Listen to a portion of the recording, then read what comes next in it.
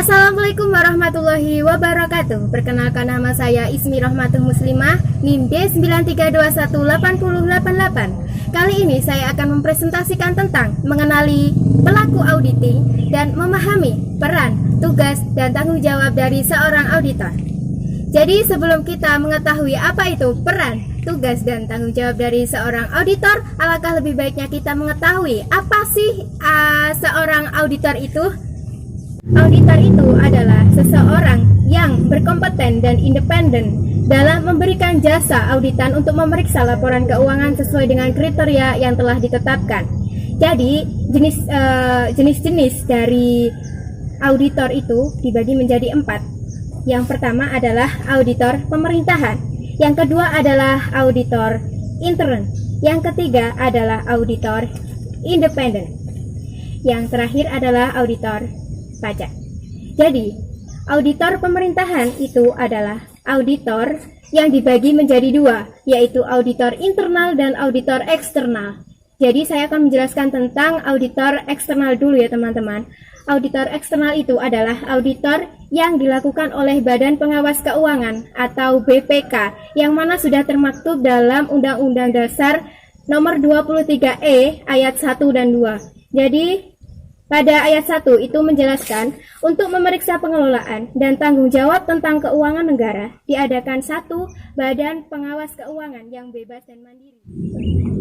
Jadi pada ayat 2 itu menjelaskan tentang hasil pemeriksa keuangan negara diserahkan kepada Dewan Perwakilan Rakyat, Dewan Perwakilan Daerah, Dewan Perwakilan Rakyat Daerah yang sesuai dengan kewenangannya. Jadi BPH di sini itu bersikap tidak tunduk pada pemerintah dan independen, tidak dipengaruhi oleh orang lain. Dan selanjutnya adalah auditor intern. Jadi auditor intern ini adalah auditor yang bekerja pada suatu perusahaan yang mana dia itu statusnya sebagai seorang karyawan. Jadi tugasnya dia itu adalah mengaudit atau memanage sesuatu yang ada di dalam perusahaan tersebut. Selanjutnya ada auditor independen. Jadi di dalam auditor independen ini atau biasa disebut dengan akuntan publik, ini adalah melakukan pengauditan atas laporan keuangan yang diterbitkan oleh perusahaan yang go public, perusahaan-perusahaan besar, perusahaan-perusahaan kecil, atau organisasi yang tidak bertujuan untuk mencari laba. Nah, yang terakhir ini adalah auditor pajak. Jadi auditor pajak ini sudah pasti, sudah tentu dilakukan oleh Direktorat Jenderal Pajak atau DJP yang berada di bawah Departemen Keuangan Republik Indonesia yang bertanggung jawab atas penerimaan negara dari sektor perpajakan dan penegakan hukum dalam pelaksanaan ketentuan perpajakan. Jadi di sini itu dilaksanakan oleh 2 aparat pelaksana yang ada di dalam lapangan. Nah, di situ ada kantor pelayanan pajak atau KPP dan kantor pemeriksaan dan penyidikan pajak atau KARIPA. Dan keduanya itu bertugas untuk mengaudit terhadap para wajib pajak tertentu untuk menilai apakah telah memenuhi ketentuan perundangan perpajakan atau belum. Seperti itu. Selanjutnya akan dijelaskan oleh teman saya. Assalamualaikum warahmatullahi wabarakatuh. Di sini saya akan menjelaskan tentang peran dan tugas auditor. Yang pertama ada peran auditor. Dalam peraturan Kepala Badan Pengawasan Keuangan dan Pembangunan nomor 11 tahun 2016 tentang penugasan auditor itu ada beberapa. Yang pertama ada pemberi keyakinan. Pemberi keyakinan ini ialah sebuah proses penyelenggaraan kegiatan yang bertujuan untuk memberikan keyakinan yang memadai bahwa kegiatan telah dilaksanakan sesuai dengan tolak ukur yang telah ditetapkan secara efektif dan efisien.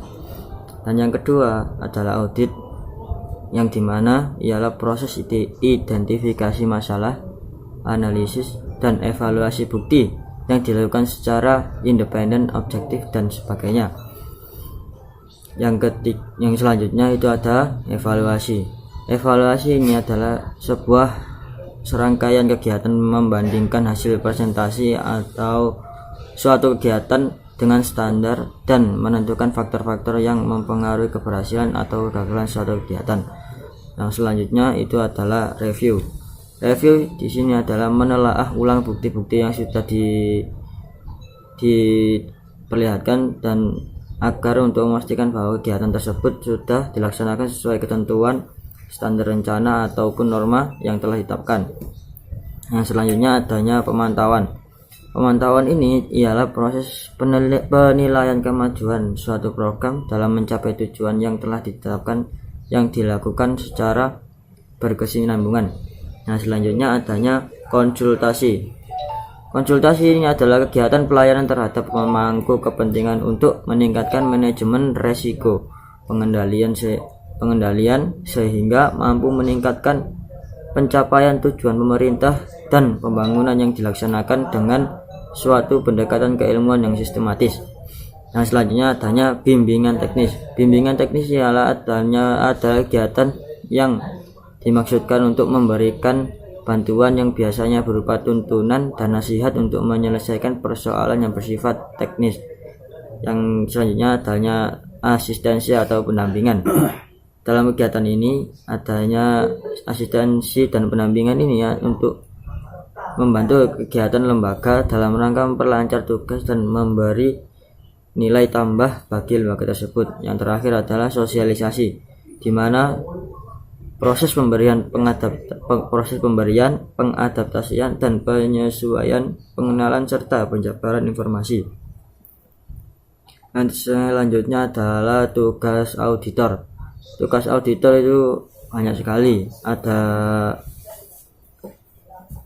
sekitar 10 lebih dan saya akan